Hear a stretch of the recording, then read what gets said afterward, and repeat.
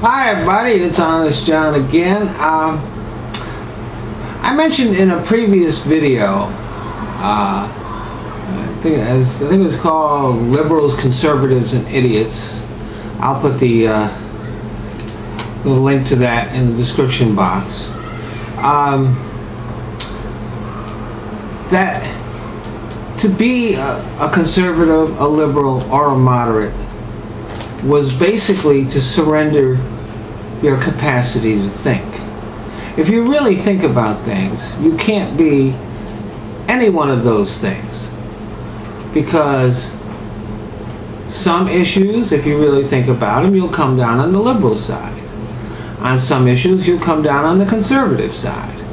And on other issues, you'll have a moderate approach. But see, people now, they have decided that this is what they are, and it relieves them of the need to think. Their positions are all laid out on them. Sometimes they contradict each other. That doesn't seem to matter to them. And I find liberals extremely irritating. But let's take a look at conservatives. Conservatives are real good at sound bites and PR. They even made liberals start calling themselves progressives. But conservatives still proudly call themselves conservatives and speak of conservative values. So let's take a look at the record. What have conservatives actually done for the country lately? First, our national debt. Ronald Reagan, when he was in office, he exploded the national debt. And then George W. Bush did so much more.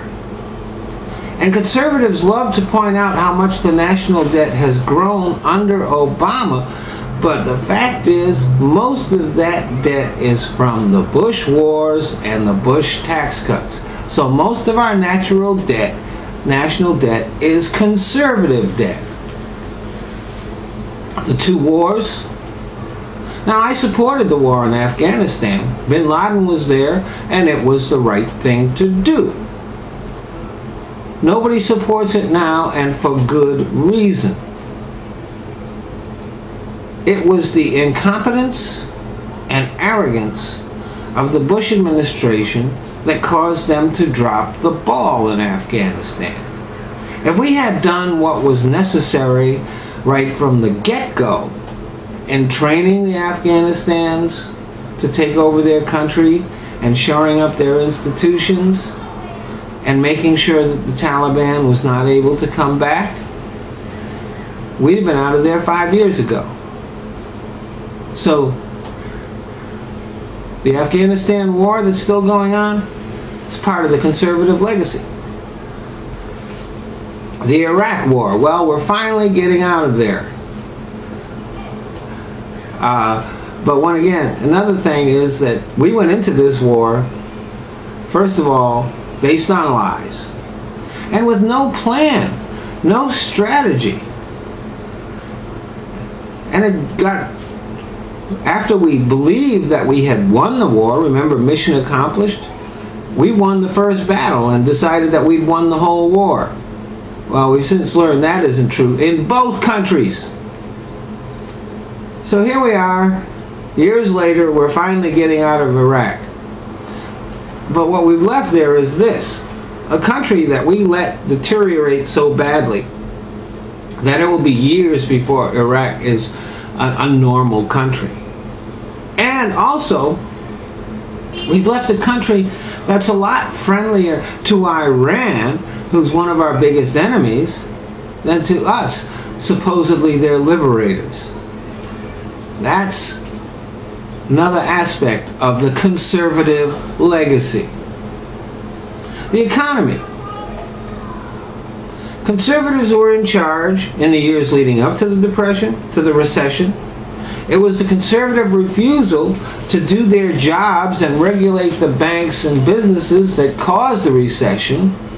It is the conservatives' refusal to do anything to help the economy that is keeping it where it is today. Every attempt to improve the job situation in this country has been stopped by conservatives. In the meantime, you might notice that the corporations are making record profits and the rich are getting richer. This truly is a conservative economy. Torture. If there is anything that is un-American, it is torture. If there is anything that is truly evil, it is torture. And yet conservatives routinely get up on the morning talk shows and defend it. This is what conservatives stand for. So this is what conservatives have given to the United States. This is the conservative legacy. It is a legacy of deception, lies, disastrous decisions, economic ruin, and lately, war on the middle class. They have left a stain of torture on our flag. They have left Guantanamo Bay to stand as a monument to our America's greatest enemy, Osama bin Laden. And yet they swagger around so proudly. Let me tell you, it may be dumb to be a liberal, but it is shameful to be a conservative. Thanks for listening.